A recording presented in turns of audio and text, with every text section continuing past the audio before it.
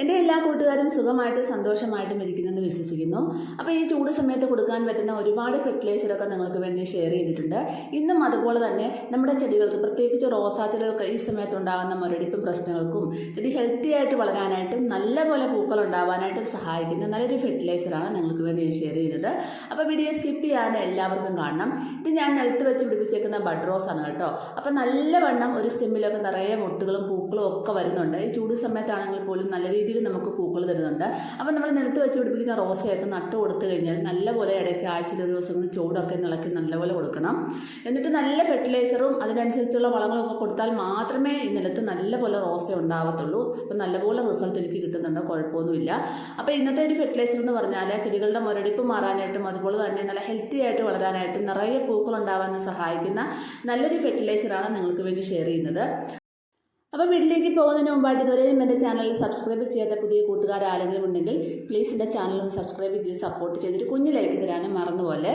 അപ്പോൾ ഇന്നത്തെ ഫെർട്ടിലൈസറിനായിട്ട് നമ്മൾ എടുക്കുന്ന കഞ്ഞിവെള്ളമാണ്, അതായത് അന്നത്തെ കഞ്ഞിവെള്ളമാണ് കേട്ടോ. അപ്പോൾ നിങ്ങളോട് ഞാൻ നേരത്തെ പറഞ്ഞിരുന്നു, കഞ്ഞിവെള്ളം ഉപയോഗിച്ചുള്ള വളങ്ങളാണ് ഞാൻ ഈ ചൂട് സമയത്ത് എൻ്റെ ചെടികൾക്ക് കൂടുതലായിട്ടും കൊടുക്കുന്നതെന്ന്. എനിക്ക് നല്ല റിസൾട്ട് കിട്ടാറുണ്ട് കേട്ടോ. അപ്പോൾ അതിലൂടെ ഞാൻ ഒരു വലിയ ടേബിൾ സ്പൂൺ നിറച്ച കടുകും കൂടെ ചേർക്കുന്നുണ്ട് കേട്ടോ. കടുക് നമ്മളുടെ ചെടികളുടെ മുരടിപ്പ് മാറാനായിട്ടും അതുപോലെ തന്നെ ചെടികളിൽ ധാരാളം പൂക്കൾ ഉണ്ടാവാനായിട്ടും കീടശല്യം കുറയ്ക്കാനായിട്ടും ഒക്കെ കടുക് വളരെയധികം നല്ലതാണ് കേട്ടോ. അപ്പോൾ ഇനി നമുക്ക് ചേർക്കേണ്ടത് ഒരു വലിയ ടേബിൾ സ്പൂൺ ചോറാണ് കേട്ടോ. ഈ ചോറും ഈ കടുകും കൂടെ കൂട്ടി നന്നായിട്ട് നമുക്കൊന്ന് അരച്ചെടുക്കാം കേട്ടോ. പേസ്റ്റ് പോലൊന്നും അരച്ചില്ലെങ്കിലും ഒരുവിധം നന്നായിട്ടൊന്ന് നമുക്ക് അരച്ചെടുക്കാം. അപ്പോൾ എൻ്റെ ഒരു മിക്സിയുടെ ജാറിൽ ഒരുപാട് നമുക്ക് നന്നായിട്ടൊന്നും അരഞ്ഞു കിട്ടില്ല, പഴയ മിക്സിയാണ് കേട്ടോ. ഞാൻ ഈ ചെടികളുടെ വളമൊക്കെ ഉണ്ടാക്കി അരച്ച് കൊടുക്കാനൊക്കെ ഈ മിക്സിയുടെ ജാറാണ് ഉപയോഗിക്കുന്നത്. അപ്പോൾ ഞാൻ ഇത് ഇത്രയെങ്കിലും അരഞ്ഞു കിട്ടിയിട്ട്, ഇത്രയൊക്കെ മതി ധാരാളം, അങ്ങനെ അരഞ്ഞു കിട്ടിയിട്ടുണ്ട്. ഇനി നമുക്ക് അന്നത്തെ കഞ്ഞിവെള്ളം, നമ്മൾ കഞ്ഞി പഠിച്ചതിന് ശേഷമുള്ള ആ കഞ്ഞിവെള്ളം എടുക്കുക. അതിനകത്തേക്ക് ഇത് 1 ലിറ്റർ കഞ്ഞിവെള്ളം ഉണ്ട് കേട്ടോ. അതിനകത്തേക്കാണ് ഞാനിത് ചോറും കടുവും കൂടെ അരച്ച മിശ്രിതം അതിനകത്തേക്ക് മിക്സ് ചെയ്യാനാട്ടോ. ഇനി നമുക്ക് വേറെ സാധനം കൂടെ അതിനകത്ത് ഇട്ട് കൊടുക്കാനുണ്ട് കേട്ടോ. അപ്പോൾ ഈ കഞ്ഞിവെള്ളം നമുക്ക് ഒരുപാട് നല്ലതാണ്. കഞ്ഞിവെള്ളം വെറുതെ പുളിപ്പിച്ച് പ്രത്യേകിച്ച് ചെടികളുടെ ചുവട്ടിൽ ഒഴിച്ചു കൊടുക്കുന്നതും, അതായത് വെള്ളം ഡൈല്യൂട്ട് ചെയ്തിട്ട് ഒഴിച്ചു കൊടുക്കാനായിട്ട്, അങ്ങനെയൊക്കെ വളരെയധികം നല്ലതാണ് കഞ്ഞിവെള്ളം. അപ്പോൾ ഇതിനകത്തേക്ക് ഞാൻ ഒരു ഒരു നാരങ്ങ വലിപ്പത്തിലുള്ള ഒരു ശർക്കരയുടെ പീസ് പൊടിച്ചതുകൂടെ ഇട്ട് കൊടുക്കുന്നുണ്ട് കേട്ടോ. അപ്പോൾ ഈ ശർക്കര വളരെയധികം, കാരണം നമ്മളൊരു 3-4 ദിവസത്തോളം ഇത് പുളിപ്പിക്കുന്നുണ്ട്. അതുകൊണ്ട് തന്നെ ബാഡ് സ്മെല്ലും കാര്യങ്ങളും ഉണ്ടാവാതിരിക്കാനായിട്ടും അതുപോലെ തന്നെ മണ്ണിലുള്ള നല്ല സൂക്ഷ്മാണുക്കളെ വർദ്ധിപ്പിക്കാനായിട്ടൊക്കെ ശർക്കര വളരെയധികം സഹായിക്കുന്നു. അതിനോടൊക്കെ ഒത്തിരി നല്ലതാണ് കേട്ടോ. അപ്പോൾ നമ്മൾ എന്തൊരു വളവും ഒരു 5-6 ദിവസമൊക്കെ പുളിപ്പിക്കുന്ന സമയത്ത് ശർക്കരയുടെ ഒരു ഉണ്ട ഇട്ട് കൊടുക്കുന്നത് വളരെയധികം നല്ലതാണ്. എന്നിട്ട് ഇതുപോലെ ഒന്ന് നമുക്കൊരു പ്രാണികളൊന്നും കയറാതെ നല്ലപോലെ ഒന്ന് അടച്ചു വെക്കാം. അപ്പോൾ ഈ തൈരിൻ്റെ പാത്രമൊക്കെ നമ്മുടെ വീട്ടിലൊക്കെ ബാക്കി കാണും, ഇതുപോലെ ബോട്ടിലൊക്കെ. അപ്പോൾ അതൊക്കെ കളയാതെ വെച്ചിട്ട് നമുക്ക് അത്യാവശ്യം കുറച്ച് വളം ഉണ്ടാക്കി നമുക്ക് ചെടികൾക്ക് കൊടുക്കാവുന്നതാണ്. അപ്പോൾ ഒരു 4 ദിവസത്തോളം പുളിപ്പിച്ചിട്ടെടുത്താണ്, നന്നായിട്ട് പുളിച്ചു വന്നിട്ടുണ്ട്. അപ്പോൾ ഇതുപോലെ നമുക്ക് പുളിച്ച് കിട്ടണം, എന്നാൽ മാത്രമേ നമുക്ക് ആ ഒരു കറക്റ്റ് റിസൾട്ട് നമ്മുടെ ചെടികൾക്ക് കിട്ടത്തുള്ളൂ.